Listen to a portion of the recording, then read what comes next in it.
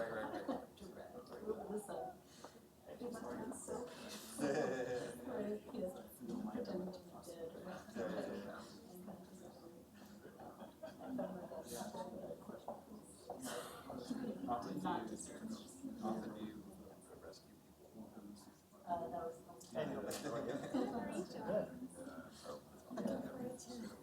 have to like jump out of a helicopter in that air.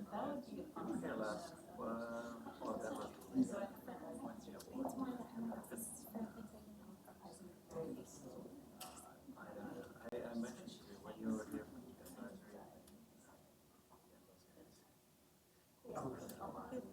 They did, right? It showed because it was absolutely so strong. And I never had to Yeah. Yeah, they found the location that You live. so hard to charge. Hang out all the way down island. They just drove that team kind of very Decided to go over that. He's like, we wait till the clock goes. He's like, what if it's like just a guess? Yeah, you don't know. I don't know what I was expecting, but I can't put some you're right back at the volcano. Like, expecting his head to explode or something. yeah, I just bumped into this. Yeah, it was like I had seen her name on the list. I thought she was presenting. So I walked into the wrong room and because I was going out. She was Yeah, she had tissues just 3 months ago. So that's good. oh yeah. So they do something where you do that high knot. So I got 3 jobs. So there's 1 or 2 stuff. I'm launching practice. Doing a lot of work in that space. Good two years. I also have a policy job, but I wasn't hired to do that. It's just that their policy is really low. I'm the CSMS task force. That's a lot of sobriety. What is the internet? Is that the So it's kind of like what we do in electricity, where we just like kind of knock heads and make it happen, and we do design and feasibility. And like how we do, we're doing that also on so bringing to developing countries, because if you look at why there isn't enough, say the reason there's not electricity. That's true. It's very transferable, but we also have a lot of work. When I was working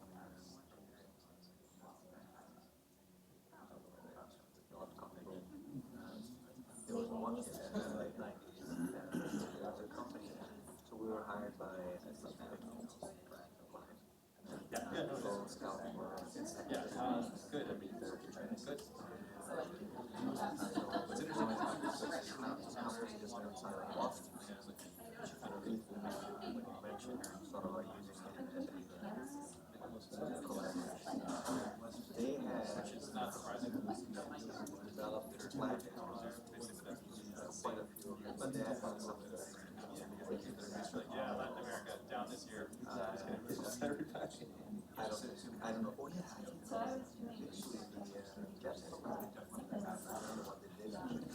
And then mysteriously dropping into the ocean, right? Won't rescue them.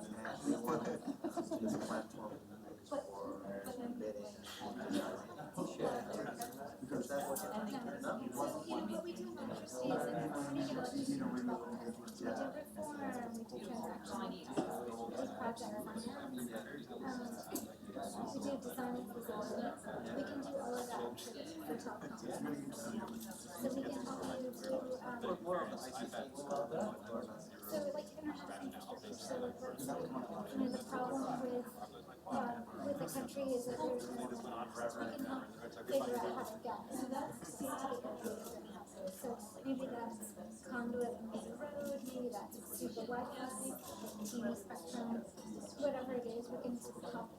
Bring it, like work with the local business people, so it's sustainable. It's not like figuring out how to make it bring up people in the country. So we've done that like in the Philippines. We did a super Wi-Fi system and Wi-Fi that actually withstood earthquake in Atkinson. And it ended up being used for disaster relief, but it was meant for demolition purposes. And then the government of the Philippines planning to pilot it in Yeah, there are some languages because, and they're doing something just that. We have some problems.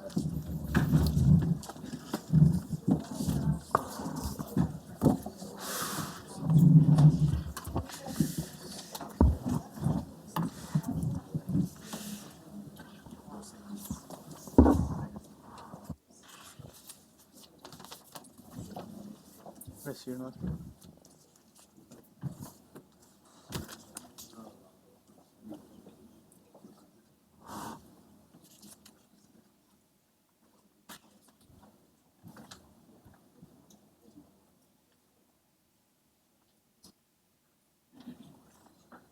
How are you?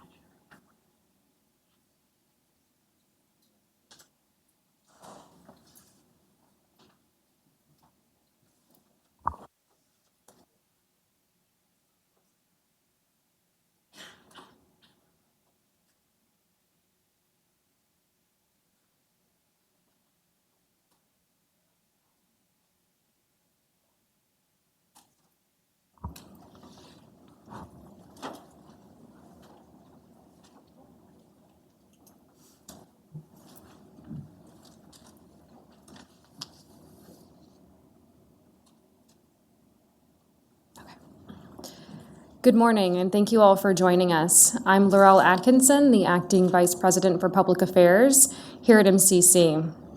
We're excited to have you all participating in today's town hall, both those of you here in DC in the room, but also on YouTube across the country and around the world. As part of MCC's commitment to transparency, we hold these quarterly town halls after each of our board meetings. They give us an opportunity to share program updates with you, to highlight different discussions we've been having with the board, but also to hear from you. So we do hope that you send in your questions. We're pleased to have James Gerard, Sara Olmstead, and Himesh Dhungel joining us for today's town hall. They'll be giving presentations shortly. To send in your questions, you can do that a couple of different ways. If you're online, you can tweet us using the hashtag MCC Town Hall, also using the handle @MCCGov. You can send an email at events@mcc.gov. And for those of you who are in the room, you have note cards. You can write your questions down on those note cards, hand those over to our colleague Lindsay, and then we'll take all questions at the end. Before we get to our presentations, just a quick recap of the board meeting earlier this week. We were pleased to be joined by the Deputy Secretary of State, as well as the Acting Administrator of USAID, representatives from USTR, the Treasury Department, the National Security Council, the Office of Management and Budget, as well as our private sector board members. It was a very productive meeting, with the board approving a $49 million threshold program with the Republic of Kosovo, focused on electricity and the rule of law. The board also received an update on compact development with Nepal. The proposed compact would address two of the country's greatest constraints to economic growth, a shortage of electricity and the high cost of transportation. The board plans to make a decision later this summer on the compact with Nepal, and you'll hear more from Himesh on that.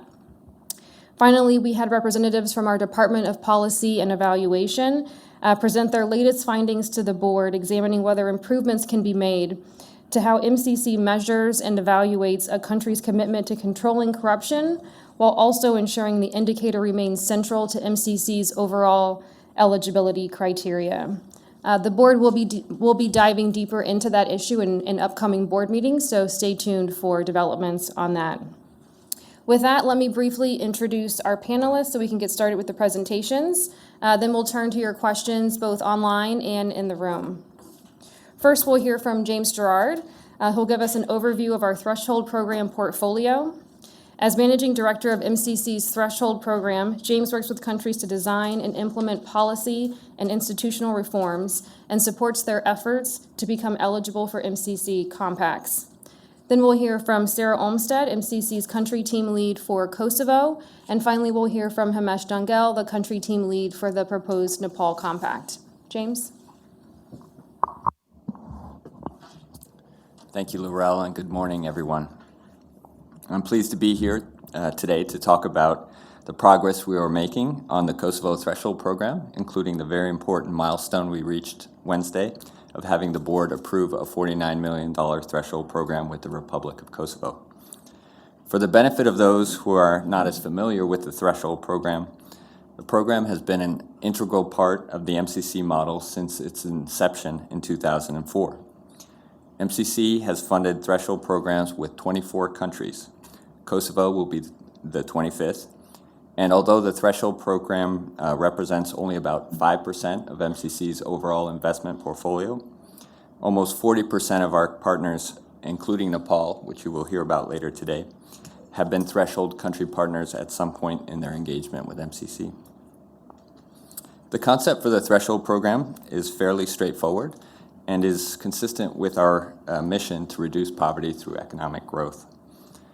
The board authorizes MCC to work with low and lower middle income countries that have demonstrated a commitment to MCC's principles of good governance, investments in people, and economic freedom, but have not yet shown that they can sustainably pass the MCC scorecard. Selecting a country for the threshold program sends a signal that the country is on the right track and acts as an incentive for the country to continue to improve its policy performance. Once selected, MCC engages with the country to identify binding constraints to economic growth and develop a program to support policy reform and strengthen institutions to begin addressing those constraints. Through the threshold program, MCC can assess whether there is an opportunity for an impactful and cost-effective partnership before committing to a larger investment via a compact. And the threshold program can therefore create a strong foundation on which to build that compact should the country eventually be selected. Countries that enter the threshold program are not guaranteed compact eligibility. However, successful engagement together with sustained improvement and performance on the scorecard can help a country demonstrate that it would be a good partner for a compact, and that goes into the board's decision-making process when they make compact selection decisions. Since 2011, the MCC board has selected 10 countries as threshold partners. 4 of those countries, Nepal, Cote d'Ivoire, Sri Lanka, and Tunisia, have since been selected as compact eligible and are developing compacts. We are actively working with 6 countries in the threshold program. 3 countries have signed agreements that are in implementation. Those are Honduras, Guatemala, and Sierra Leone. And the 3 countries that are still in development, Kosovo, Togo, and Timor-Leste. We'll hear shortly about Kosovo. And Togo, we hope to bring to the board for approval later in 2017, and Timor-Leste at some point in 2018.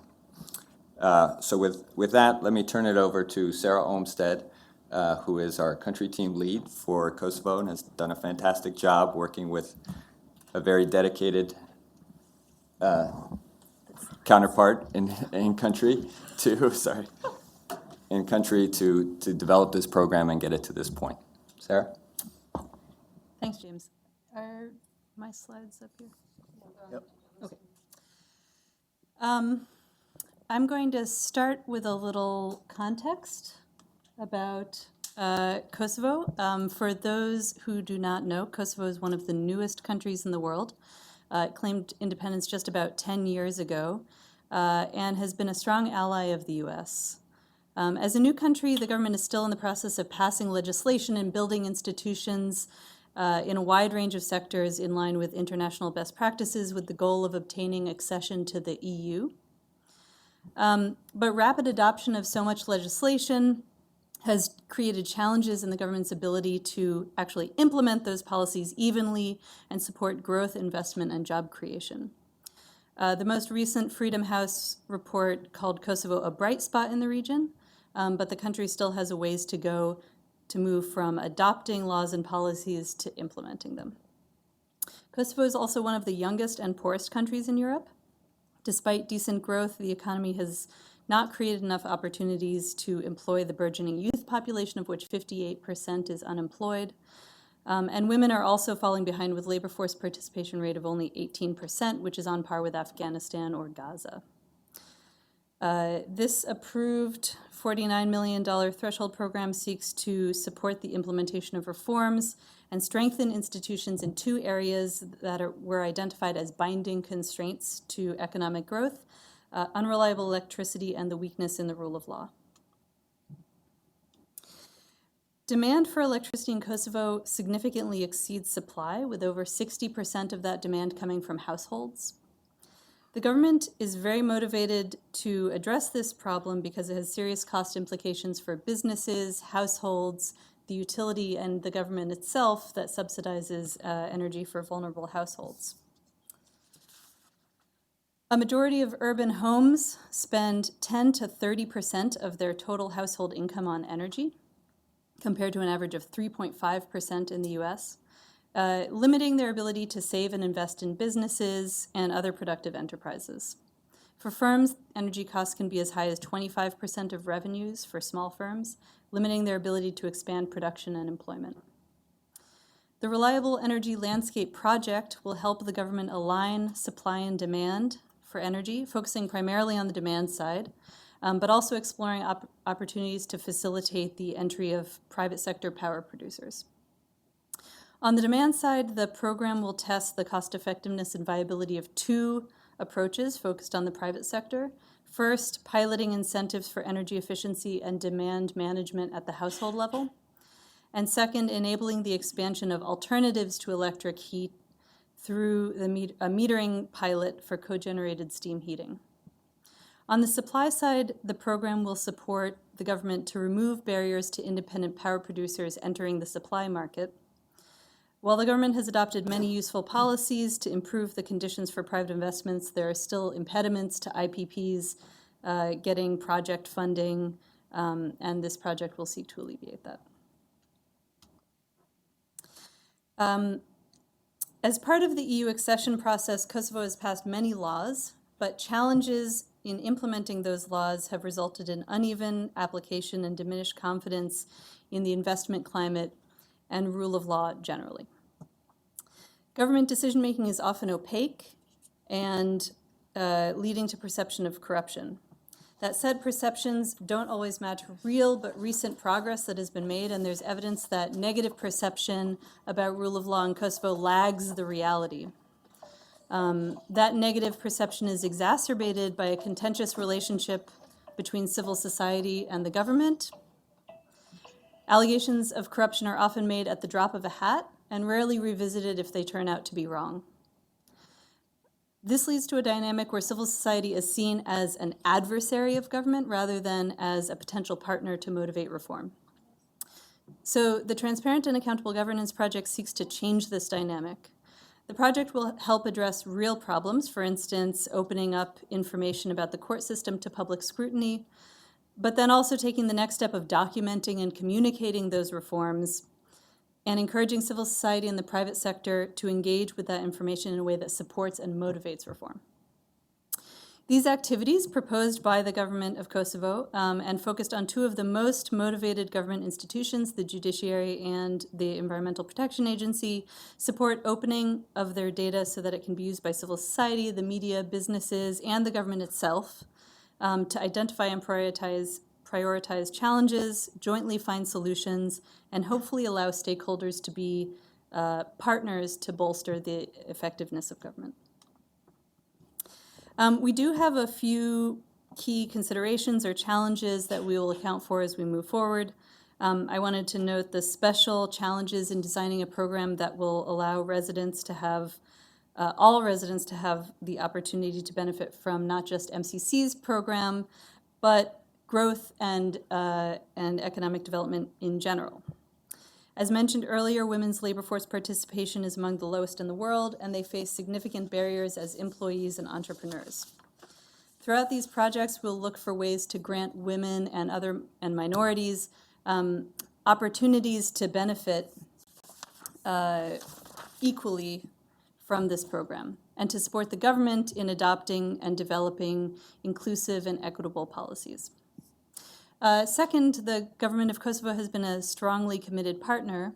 They're currently undergoing a change in parliament, but most everyone in the country agrees that we have identified some of the most binding constraints in the country, and so we're not expecting support for the reforms to waver. Lastly, Kosovo has a plethora of very active donors, many of which are developing new programs as we speak. And so while we've been actively engaged in donor coordination, donor mapping to identify the best opportunities for MCC, we'll continue to have close coordination and collaboration with those other donors to make sure that we are all working in a complementary manner and helping Kosovo move forward with a unified effort. Thank you. Great. Last we'll hear from Himesh. He will cover the proposed Nepal Compact. Thank you, Lorelle. Good morning, everybody. Nice to see some familiar faces.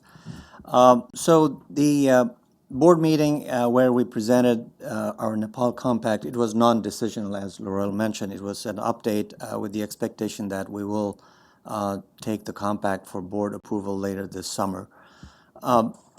Those of you who have followed Nepal, the country suffered through 10 years of Maoist insurgency, and then following that, 10 years of political reconciliation. And it took them now 20 years since the beginning of the Maoist insurgency that they passed a new constitution in 2015, and they held local elections after a 20-year gap. So it is because of all the progress that they had made in instituting rule of law and creating new democratic institutions that the board first selected Nepal as threshold eligible, as James mentioned earlier, in 2011. And it was in 2014 that the board selected, Nepal graduated to the Compact program.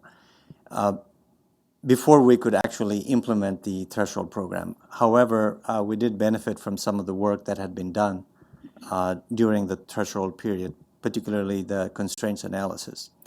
Now, the political instability has had a tremendous negative impact in investments and economic growth.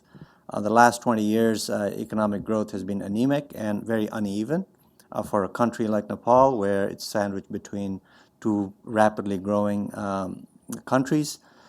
And in particular, investments in productive and capital-intensive sectors lagged significantly, most notably the power sector. Those who have visited Nepal or who had visited Nepal in the last 10 years would have noticed that power shortages are pretty excruciating, sometimes up to 18 hours a day.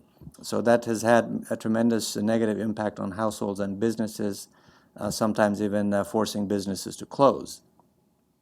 And so no wonder Nepal's per capita electricity consumption is the lowest in South Asia. It's if you compare it to India, India's per capita electricity consumption is 6 times what Nepal's is. Similarly, being a landlocked country that relies pretty much on trade for its economy, and being landlocked, almost 80 to 90% of its transportation is based on road transport. The transport cost is very sensitive, as part of the economic model there.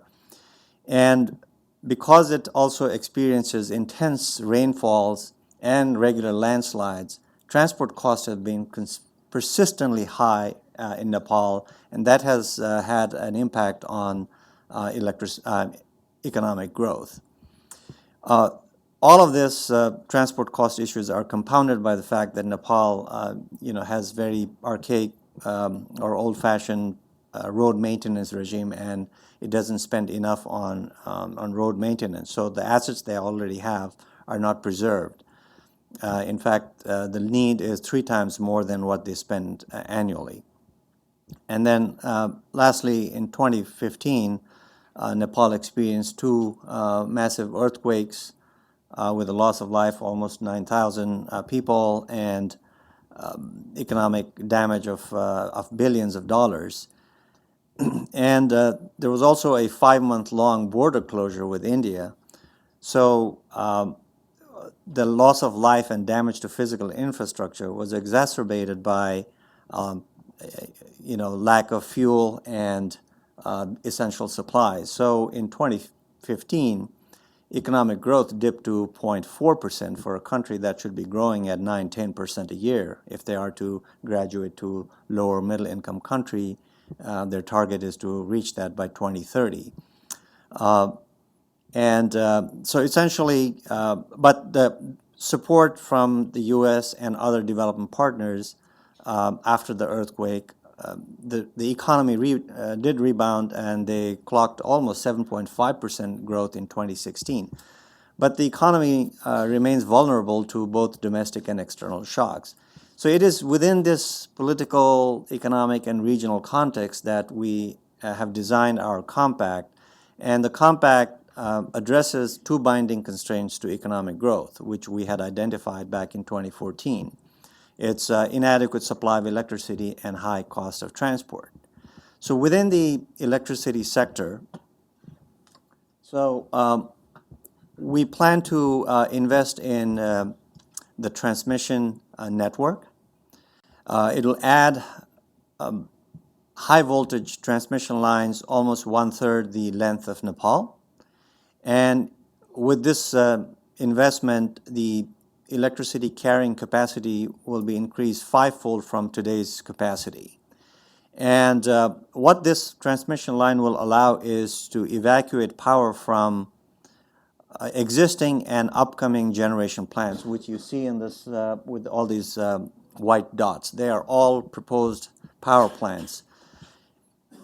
And the investment will also allow Nepal to connect to the Indian electricity grid, allowing Nepal to trade electricity at a scale that was previously not possible. And throughout this compact development process, because there is a cross-border piece, MCC has been consulting with the government of India quite extensively to ensure that our timeline for the cross-border piece inside Nepal is aligned with the cross-border investment that will be built on the Indian side. In short, what this investment will do is allow Nepal to export surplus electricity during the wet season, because Nepal's rainfall pattern is unique, where 80% of the rainfall falls in 100 days. So if you don't store it, you just lose that electricity. So during the wet season, Nepal should be able to export electricity with this investment. But then during the dry season, the remaining 8 months, there is a need for Nepal to import electricity. So this investment should allow Nepal to maintain its electricity supply, which again was found to be a constraint to economic growth. All in all, what this investment will allow is for Nepal to increase per capita electricity consumption 3-fold from today by 2024 and quadruple it by 2030. And you may ask again, why electricity? It's an ingredient of economic growth, and for a modern economy, you need reliable and affordable electricity. So similarly for the transport sector, we focused on improving the bad state of the roads and the road maintenance regime. And we are focused on improving the capacity of the sector institutions to do better maintenance from limited amount of resources that they spend. So it's really focused on building capacity, but we will also have a matching fund investment where the government of Nepal will be required to invest a certain amount of money before they receive MCC funding, so that we are slowly trying to move them towards their equilibrium sort of funding level that they need to spend for road maintenance. And all of that will allow, and this will be tried on the red lines here. Those are the 5 target road segments that will receive our funding. And the end goal here is to increase capacity and then allow the government of Nepal to test what they have learned on these 300 kilometers so that we leave Nepal with a more sustainable road maintenance regime. In order to protect our investment and to ensure that we are leaving our projects that are sustainable, we have certain conditions precedent and technical assistance that I mentioned earlier. Particularly in conditions precedent, we are very focused on ensuring that the Indian side of the investment does happen on time. So there are some conditions that the government will have to follow. Also, there are some legal conditions that the government has to comply with, particularly when it comes to a country like Nepal, where political transition happens very quickly. So we want to ensure that our investment is protected from these political transitions that seem to occur fairly frequently. All in all, our goal is that, and with the investment, frankly, with the power sector investment, we are going to crowd in additional investors because the transmission investment should allow Nepal to expand its sort of a power sector pie, so to speak. So we estimate the market for almost $10 billion would have been created. And we believe that U.S. companies have a fairly good shot at this market. Indeed, the first ever independent power project company in Nepal was a Texas-based company back in 1997. So if a company could operate and make a profit in the middle of an intense Maoist insurgency, they certainly can do better in a more politically stable environment now. But our investment is really targeted towards improving economic growth, which should help increase jobs and increase incomes, which will subsequently reduce poverty in Nepal, and that's our goal with this investment. Thank you. Thanks, Himesh. I want to open it up now to questions, both online. So again, if you're on Twitter, you can tweet us at #MCCTownHall or at MCCGov. And then for folks in the room, if you have questions, please do write those down on your note cards and send those in through our colleague Lindsay. In the meantime, we've had a few questions that came in over the last couple of days, and one actually touched, Himesh, on what you mentioned about crowding in the private sector and opportunities for U.S. companies. If I'm a company and I want to get involved in Nepal, and also, Sara, for you in Kosovo, how would I do that? So it depends on, I guess, if you are in the segment of the market that's open for private investment in Nepal is really generation. And, in a lot of the other countries that I've worked in Africa, where they're always having challenges in attracting independent power producers, Nepal's story is very different, which is that it already has a very vibrant independent power market. However, they all tend to be, they're very much domestically funded businesses. So the opportunities are there for larger projects. And what Nepal has done is they about 4 or 5 years ago, they created an institution called Investment Board of Nepal. And that should be the first stop for any investor trying to invest in sizable power plants or power projects. They have the backlog or the list of projects that are available for investment, as well as it's supposed to be a one-stop shop, a one-window sort of approach to investment, and they can help with the entry into Nepal. But I forgot to mention earlier that there is one piece of legislation that's pending, and that is also a condition to our investment, which is there is a bill to create a new electricity regulator in Nepal, an independent regulator in Nepal, and passage of that bill will be a condition to obligating our funds. And having a regulator, an independent regulator, is critical to ensuring that the market has a level playing field for different actors in that market. So with the government institution that's sort of helping new large investors, plus having this regulator should help Nepal attract more power investors in the coming years. I wanted to just say ditto, but then you went into the legislation issues, which are not the case for Kosovo. Kosovo also, and I'll mention IPPs as well, because that is a open area and something that we're touching on in this program. They do not yet have a one-stop shop, but I think USAID is working on that. And it is they recently underwent a process to adopt feed-in tariffs and a bunch of regulations to make it easy for private sector investment in the energy sector in particular. But like Nepal, it has been mainly local and small businesses that have been applying for licenses, but there are a lot of different economic activities that are going on in Kosovo, and they're always looking for partners. In terms of our program,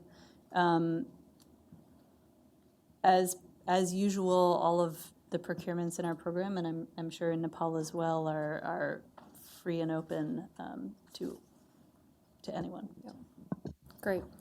This question for you, James. Any updates on the Sierra Leone threshold program? Yes, thank you, Lorelle. Our threshold program with Sierra Leone was signed in, I believe, November of 2015. It's a $44 million threshold program with Sierra Leone in the water and electricity sectors. There we will be supporting the creation of an independent regulator for both sectors. It's one body that did not exist previously, and that will be helping to stand up that institution. And then we'll be working closely with, and we are working closely with, sector institutions in both the water and electricity sectors in Freetown in particular. One key milestone, I think, in the Sierra Leone threshold program was that recently the government, one of our conditions for the technical assistance in the water sector was that the government pass 3 important pieces of legislation that were critical to kind of the ongoing sustainability of the water sector, and put it on a path towards more commercial operations. And those 3 bills were recently passed in the last few months, so that is good news and progress, and that will allow us to move forward with our investments there. So still a ways to go. We're about 1.5 years into the program, but making good progress. Great. This question is for either Sara or Himesh. Can you please describe the ministry and government coordination and shared accountability, i.e., Labor, Minister of Gender and Women? So how are we working with the different ministries? I can start. We have had a very welcome reception from all of the ministries in Kosovo, and we are actually currently undertaking a labor survey and time use survey to try to dig into the statistics around unemployment and entrepreneurship a little bit more deeply. The figures that I gave at the beginning, 58% unemployment for youth, 18% labor force participation from women, those are very stark. And so one thing we're trying to do now is to understand what is behind some of those numbers. And our hope is to be able to work with the ministries going forward, like Ministry of Economic Development, Ministry of Labor and others, Ministry of Gender something affairs, to help think about, are there policies or other other institutional strengthening activities that we can help them with to address some of these very, very stark numbers that are available. I don't know if that answers the question, but.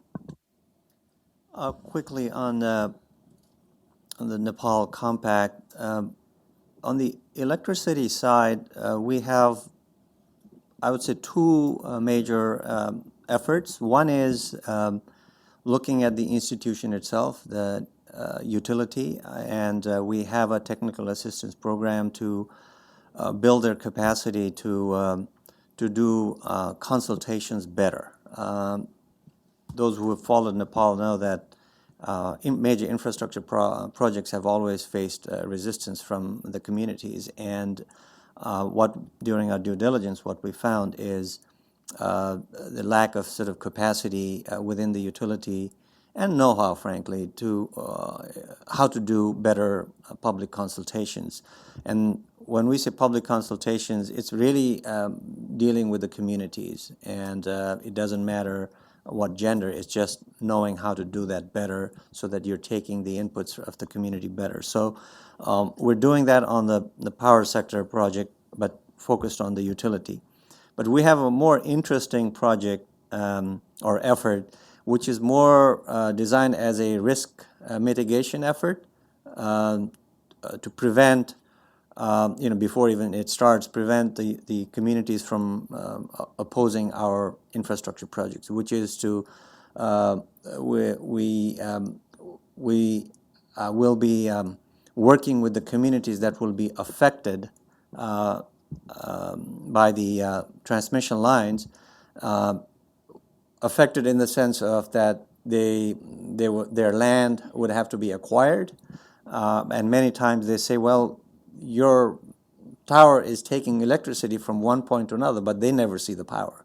So that's one of the reasons where they resist these projects, because they're not seeing direct benefit of these projects. So what we're planning to do is to go to these communities that will be affected by our projects and work with them to see how we can bring electricity more cost effectively to them. So we have at least found 3 ways of dealing with that. So it's a community level effort. First is there a grid that's close by and the utility had never thought about extending the line to the community? So if there's a cost-effective way of doing that, we can bring electricity to those affected communities. Second is to use the local resources, whether it's microhydro or solar or a hybrid microhydro solar system, to provide electricity to these communities that may be too far from a utility grid. And then Nepal being a mountainous country, you know that the lines are going to go through mountains, and maybe at the hilltop there are only 3 houses that are going to be impacted. For those, we may offer them just solar home systems to at least give them electricity, electric lighting through solar systems. So, and then for communities, they may ask for electricity at their schools, maybe electricity for their refrigerators in their health clinics, for the vaccines, et cetera, et cetera. So all of that need will be evaluated during the environmental and social impact assessment period, so that as the teams are going from one community to another, they will evaluate this need. That's on the power side. On the road maintenance side, one of the things that we plan to do is to see how women in these communities could participate in the road maintenance work. Nepal has had a very unique sort of out-migration of the last 20 years, almost since the beginning of the Maoist insurgency, that people have been leaving the country because there are not enough jobs. So they're either in the Middle East or in Southeast Asia, sending back remittances.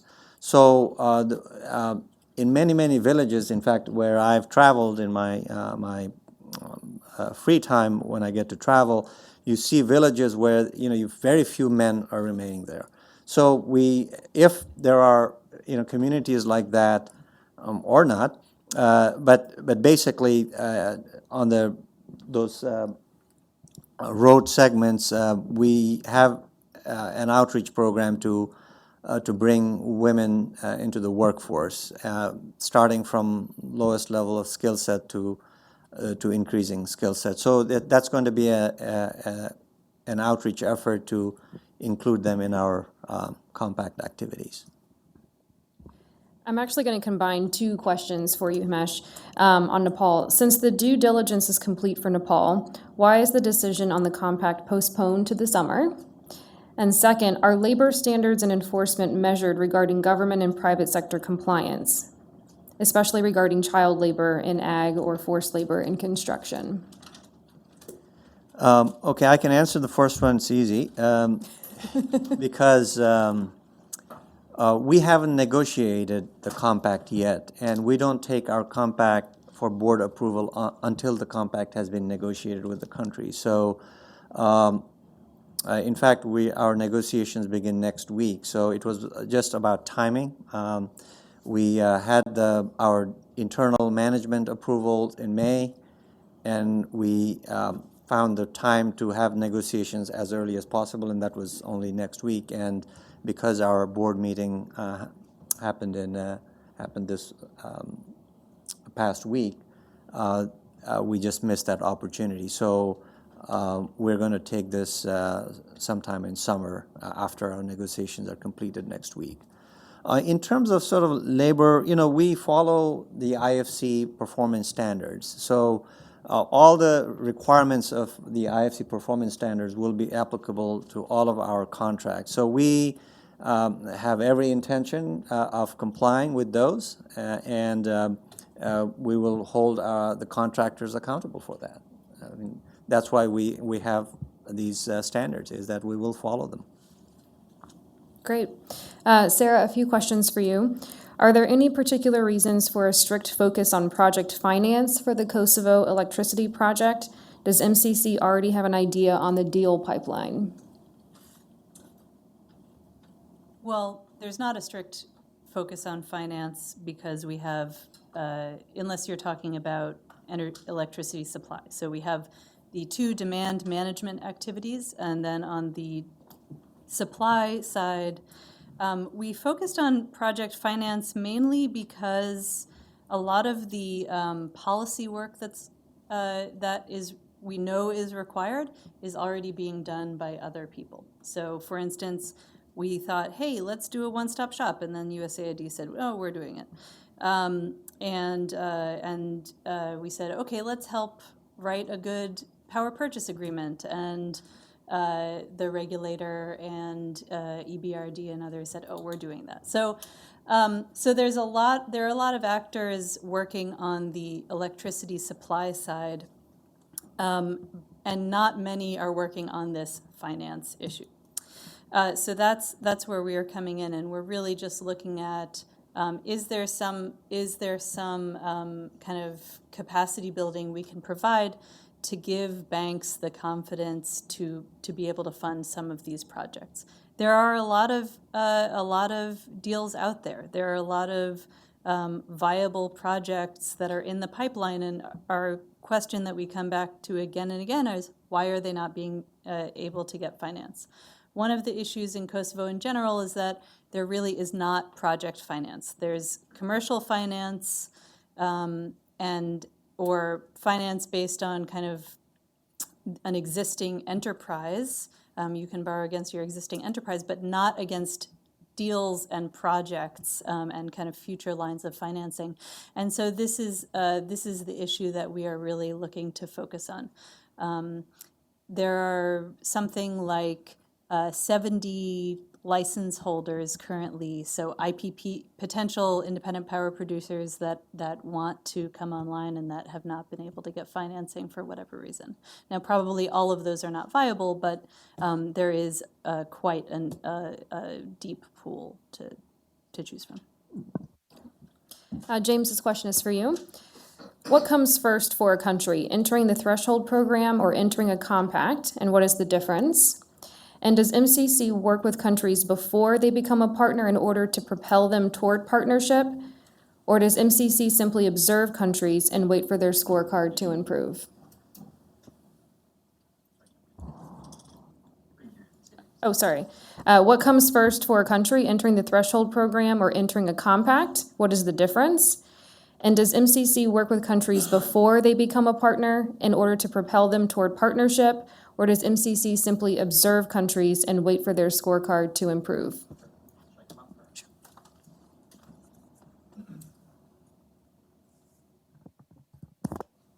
Hi, everybody. I'm Chris Maloney, the Managing Director for Selection and Eligibility, hiding out in the audience. No, it's a great question. So the distinction between the two programs is the threshold program is intended for countries that are close to meeting or have just started to meet MCC scorecard, which is the core piece of our eligibility determination. I have to talk about that if there's interest. Whereas the compact program is for countries that have been sustainably or solidly passing the scorecard for some time. Now, MCC does not work with countries to improve on their scorecard necessarily, but we do have an open door policy so that any country can come in at any time, understand the scorecard, understand how they're performing.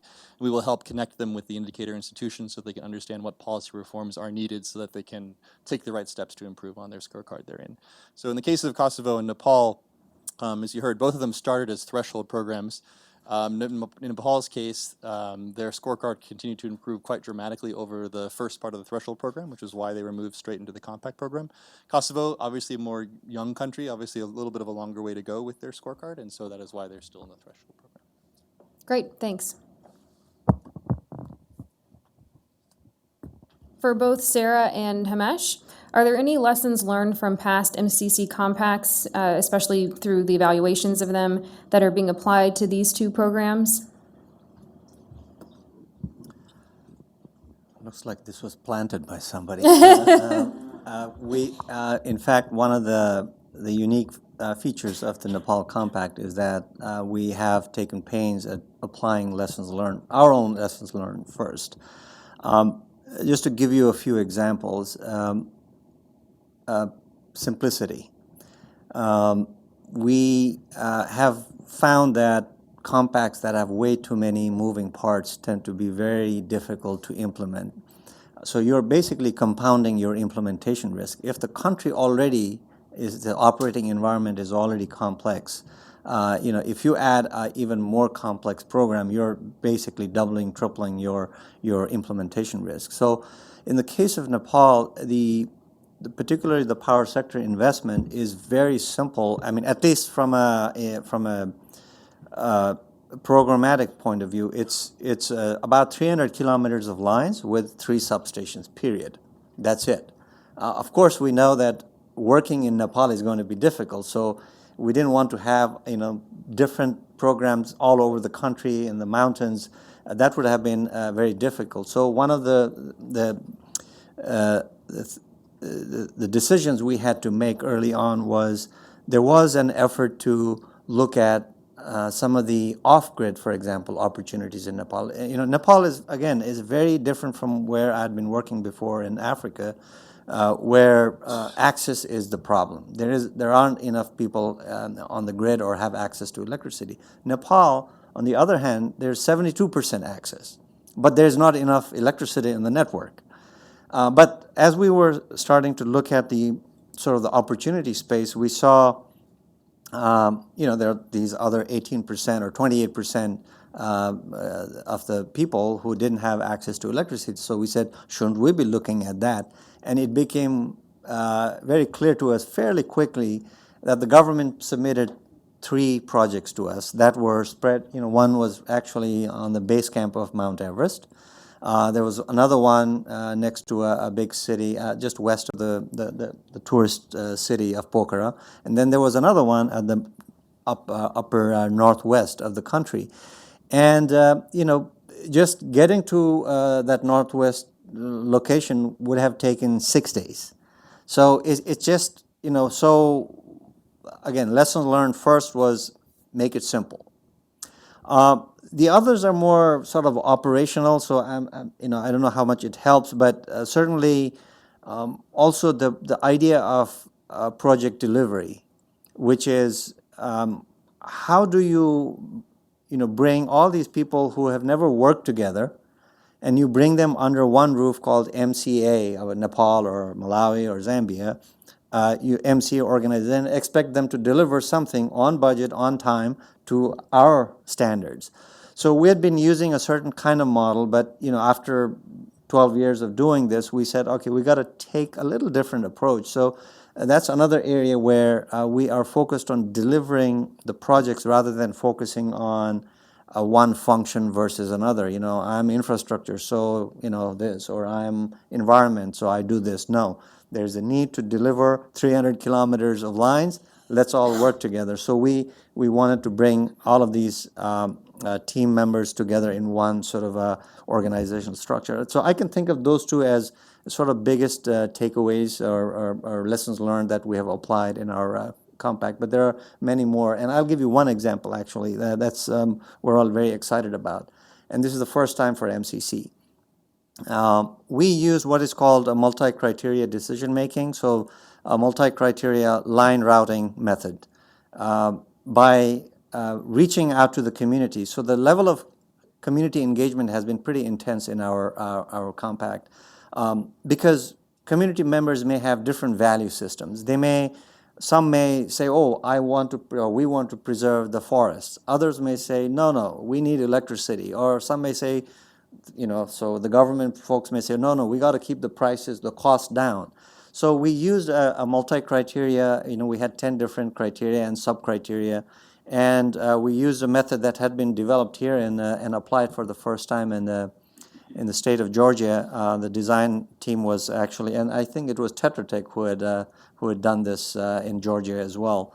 And so we had the expertise in-house because Tetra Tech was advising us, and we used that to identify 3 different alternatives and selected the most optimal using this criteria. And it's the first time we've done this. We're very proud of the way that we did it, even though it's a developing country with lack of information and expertise, but still it was very helpful for us. So we are very confident of what is going, the outcomes are going to be, but I just wanted to share that with you all, that, that if you adapt a proven or a new concept here in the western part of the world, you can apply it in developing countries, but it takes a certain level of expertise, and I think we're on the right track on this one.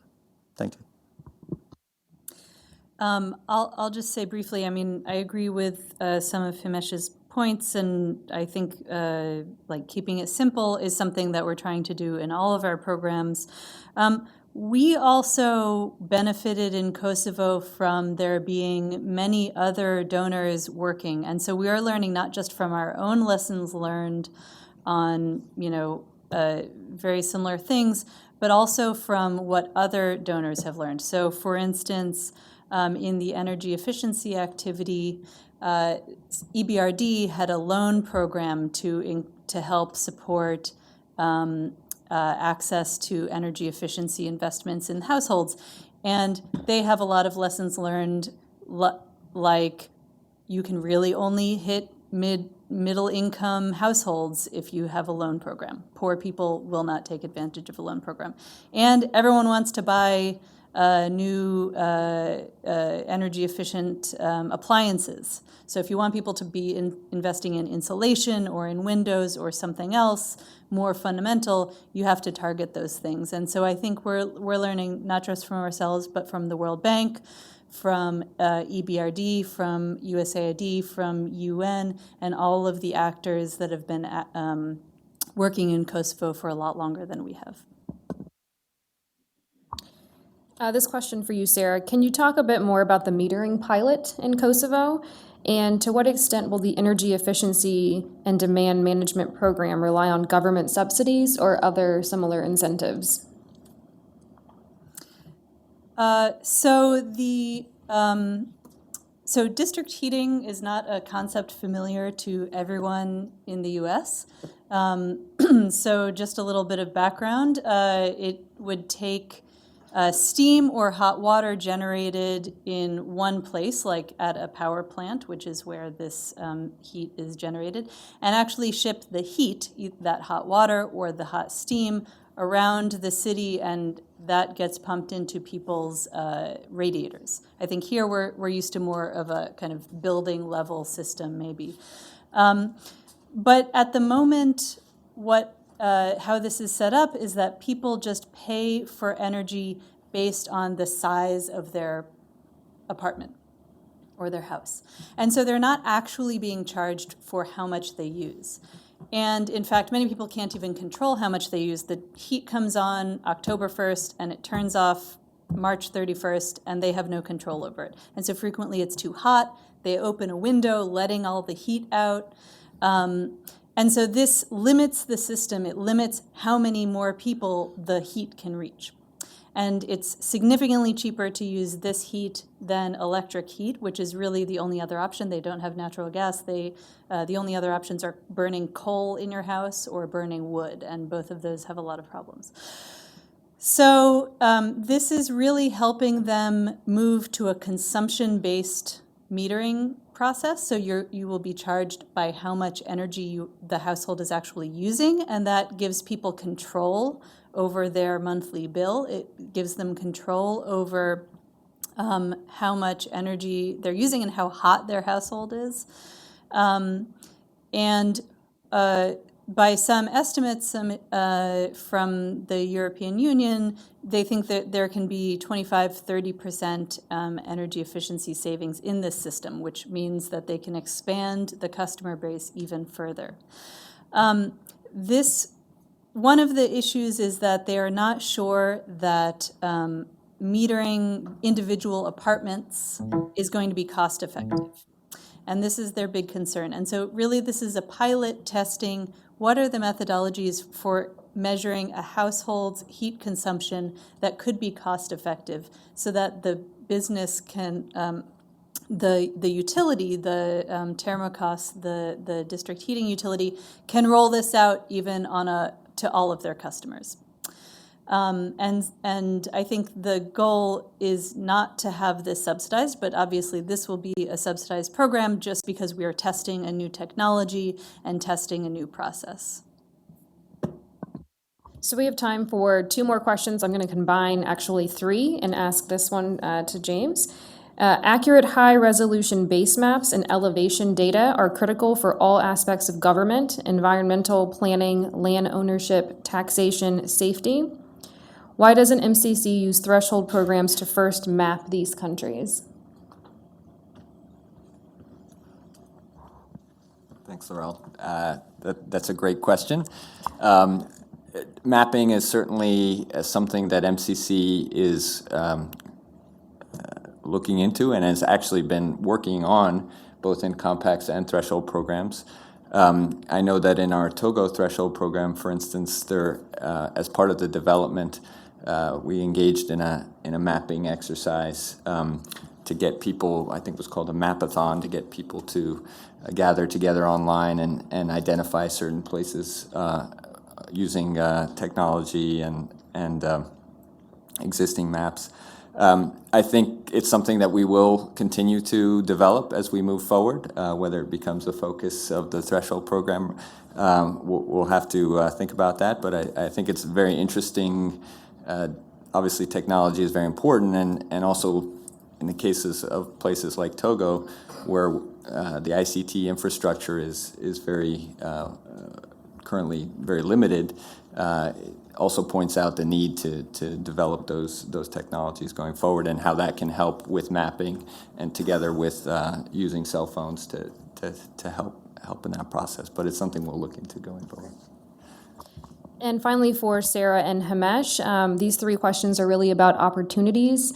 Where can companies and consultants find opportunities? What's the timeline for opportunities within the power sector? And are there any opportunities for consultants to partner with MCC within the capacity building space of the government? I'll just start because I think that's a quick answer for us.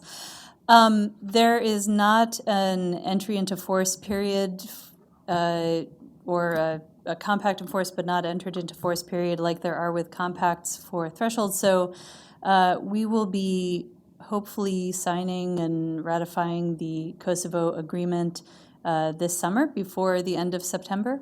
And we hope to put out procurements for both the kind of small works activities that we have, as well as capacity building and technical assistance work that we have fairly quickly. So the next 6 to 8 months, you should be seeing things in all the usual places like Fed Biz Ops and elsewhere, using local pathways as well. Okay, so we are, somebody asked earlier, what are some of the new things or lessons learned? One of the things that we've done for the Nepal Compact is an early engagement with the sort of the business community. So I'm talking about those who might be interested in working on compact, directly compact-related activities, and also other investment opportunities in the country outside of the compact. The Nepal team has already organized 4 outreach programs. One was in Nepal itself to understand the appetite for the kind of program that we're pursuing. Then we invited India-based U.S. companies and Indian companies, and that happened again in March this year in Delhi. And then here in D.C., we organized, just this month, early this month, looking at sort of the understanding what are the different components, and then fiscal and procurement agent services. So all of these, we will continue to engage with the interested sort of the business community and advising them of what's coming down the pike. So let me give you an idea of what are the 4 things that are coming up in the very near future. The first one is a recruitment agency that will be bid out because the recruitment for the MCA needs to happen, and we tend to use professional firms to do that for the MCAs. Second is the procurement agent procurement. So that will be there in Nepal for the next 5-6 years. Same with fiscal agent services. And then the third one is on what we call the project preparation consultancy. This is going to be a pretty intense work, which is both technical and environmental social. And that's coming sometime this summer, late summer. Our plan is to mobilize all of these consultants by fall or January the latest. So these are really 4 near-term opportunities. All of them obviously go up on our website as well. And we've also done one thing that's a little different. We want some kind of we've created a platform, a matchmaking platform between Nepali companies and U.S. companies or overseas companies. So they have created a Facebook,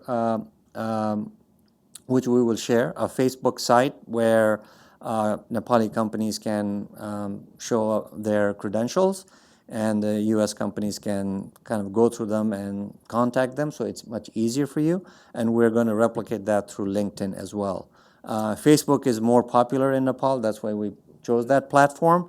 But I know that LinkedIn is more popular here, so we're going to ask them to use both platforms. So basically, it's a matchmaking, but it's not done by us.